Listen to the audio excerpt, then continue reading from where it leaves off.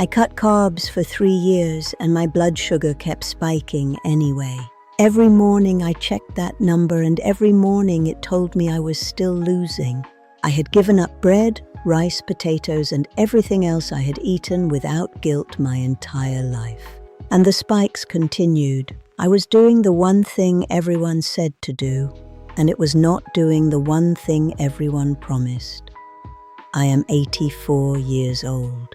I still manage my blood sugar every single day under my doctor's care, the way I always have. But something changed 3 years ago that made that management feel less like a fight I was losing. And it had nothing to do with cutting anything else out of my plate. If your sugar has been spiking after 60 and you have already tried doing less, stay with me. Because what helped me was not subtraction, it was what I started adding. My daughter found a functional medicine practitioner who agreed to consult alongside my existing medical care.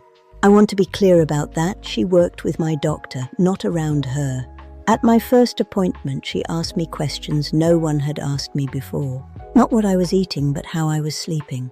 Not how much I was exercising, but what kind of stress I was carrying. Not just what I had cut out, but what I was giving my body to actually work with. She said something that rearranged the way I had been thinking about this for 17 years. She said, a blood sugar spike is not just a food event, it is a whole body event. And I realized I had been treating one piece of a much larger picture. I was diagnosed with type 2 diabetes at 67 years old. My doctor was straightforward with me, and I appreciated that about her. She explained what was happening inside my body, and she gave me a clear plan. Medication, dietary changes, and regular monitoring. I followed every instruction. I was not a woman who took her health lightly. The first thing I did was cut carbohydrates almost entirely out of my diet, because that is what every article, every pamphlet, and every well-meaning family member told me to do. And for a short while it helped. My numbers came down and I felt like I had finally found the answer. But somewhere around the second year, the spikes started returning. Not every day, but often enough that I began dreading the morning reading. I would eat what felt like nothing, and the number would still climb past where my doctor wanted it. I started skipping dinners with my daughter because I was afraid of eating at a table I could not fully control. I stopped enjoying food entirely. Eating had become a source of anxiety rather than nourishment. And still the spikes came. I went back to my doctor frustrated and a little defeated. She adjusted my medication slightly and told me to keep monitoring. But she also said something I had not heard before. She said the food is only part of what your blood sugar is responding to. And that sentence stayed with me for weeks. She said research had shown it could meaningfully blunt the post-meal glucose response in some people. She was careful to say it was not a treatment and not a replacement for anything I was already doing. But as a simple, low-risk addition to my existing care, it was worth trying.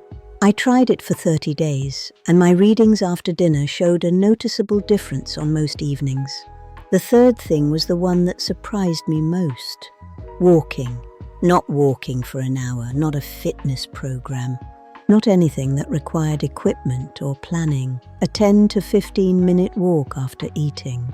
She explained that muscle movement after a meal pulls glucose out of the bloodstream and uses it for energy almost immediately. It is one of the most effective natural tools the body has for managing post-meal spikes. And at my age, a short, gentle walk after lunch or dinner was something I could actually do. The difference it made to my afternoon readings was something I saw within the first 2 weeks. The fourth thing she addressed was sleep. And she was very direct about it, and what she told me changed everything. The first thing she addressed was something I had completely overlooked: fiber. Not the removal of carbohydrates, but the presence of fiber alongside whatever carbohydrates I was eating. She explained that fiber acts like a gentle gatekeeper for your system. It's not about taking away the bread or the rice you love. It's about what you invite to sit beside them on the plate. She explained that fiber slows the rate at which glucose enters the bloodstream after a meal. Without enough fiber, even a modest amount of carbohydrate can cause a steep and fast spike.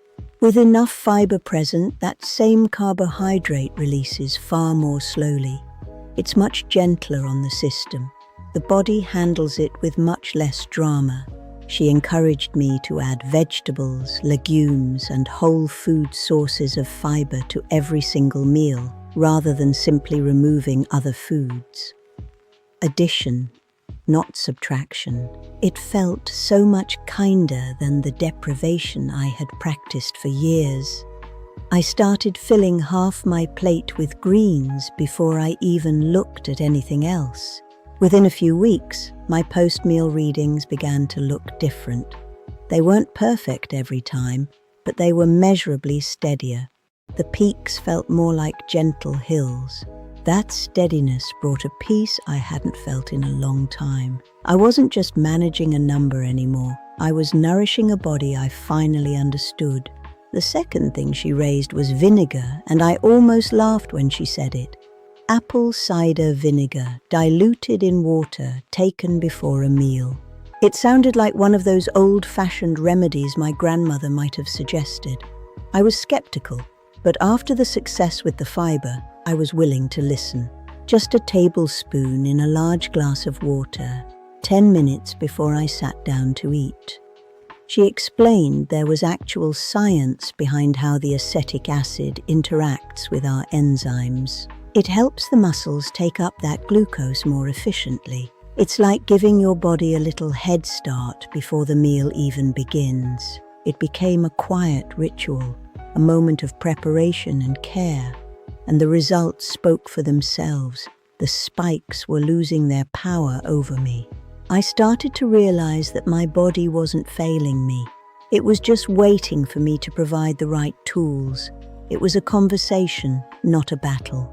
But then she asked me about the one thing I was doing every single morning that I thought was helping, but was actually making the spikes worse. She said that poor sleep raises cortisol, and cortisol raises blood sugar, sometimes before a person has eaten a single thing. She said many of her older patients were waking up with elevated readings not because of what they had eaten the night before, but because of how poorly they had slept. I had been sleeping badly for years and accepting it as a fact of aging. She helped me understand it was not separate from the blood sugar conversation. It was central to it. We worked on my sleep environment, my evening routine, and the timing of my last meal. Small changes that felt like a quiet kindness to myself. Within a month, my fasting morning numbers began to shift in a direction I had not seen in years. It was as if my body was finally breathing again. The fifth thing was the hardest one for me to hear: stress. She said chronic emotional stress keeps the body in a state that actively resists blood sugar stability. The nervous system, when under sustained pressure, signals the liver to release stored glucose as a survival response. This happens regardless of what is on the plate. She asked me what I was carrying, and for the first time, I let myself admit how heavy it all felt. I told her about my husband's declining health, about managing the household alone, the things we do out of love that still take a toll, about the quiet fear that lives in the chest of a woman my age who watches her world slowly getting smaller. She listened without rushing me. Then she said, "Your body is responding to all of that, not just to food." It was the first time I felt truly heard.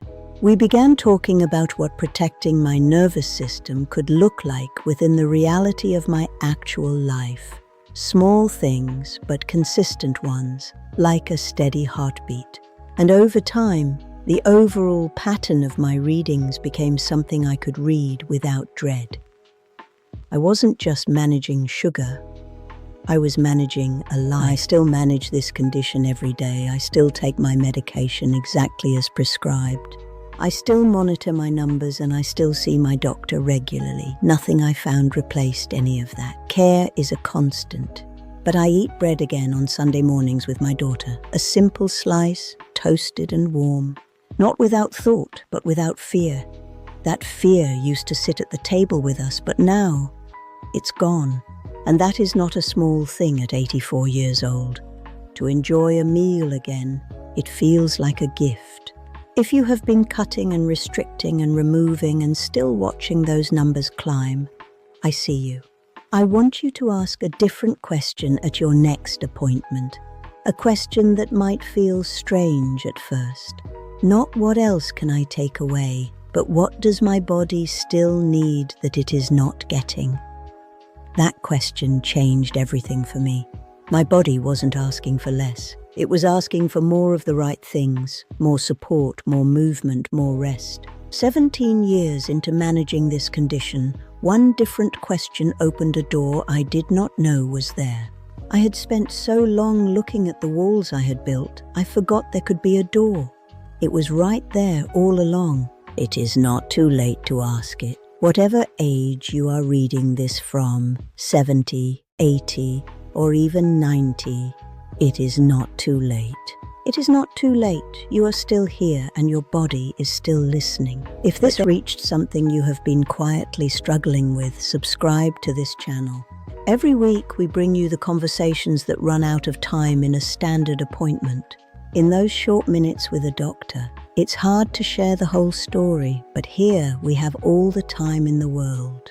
Leave a comment below telling me how long your sugar has been spiking and what you have already tried.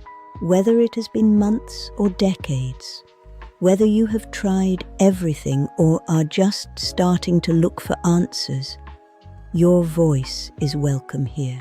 When we share what we've tried, we create ripples of hope for someone else who might be feeling lost. I read every single comment and I will be right here. You aren't just a number on a chart to me. I want to hear your story, the frustrations, the small victories, and the questions that keep you up at night. This is a safe space for us to learn together. A community built on kindness and the belief that it's never too late to feel better. So tell me your story. I'll be right here waiting to read it. But there was one morning habit I haven't mentioned yet. The one that was sabotaging everything, and tomorrow I'll tell you exactly what it was.